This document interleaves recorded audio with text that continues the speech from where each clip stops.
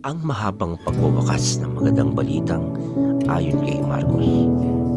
Nagpakita si Jesus kay Maria Magdalena. Maagang maaga ng unang araw ng linggo, matapos na siya muling nabuhay, si Jesus ay unang nagpakita kay Maria Magdalena. 7 demonyo ang pinalayas ni Jesus mula sa kanya. Nagpunta si Maria Magdalena sa mga tagasunod ni Jesus upang ibalita sa mga ito ang kanyang nakita. Sila noon ay kasalukuyan nagdulog sa at umiyak. Ngunit ayaw nilang maniwala nang sabihin ni Maria na si Jesus ay buhay na at nakita niya.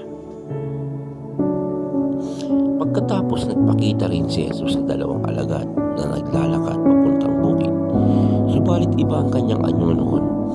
Bumalik agad sila at ibinalita sa kanilang mga kasamahan ang nangyari, ngunit ayaw din silang paniwalaan ng mga ito.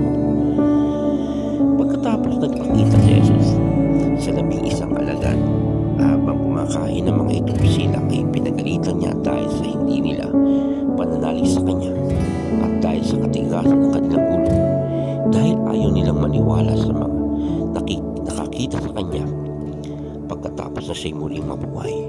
At sinabi ni Jesus sa kanila, "Humayo kayo sa buong mundo at ipangaral ang magandang balita sa lahat ng tao.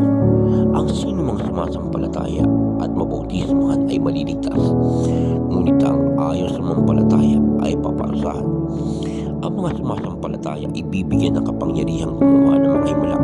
Sa pangalan ko ay magpapalaya sila ng mga demonyo at magsasalita ng iba't ibang wika. Hindi sila mapapahamak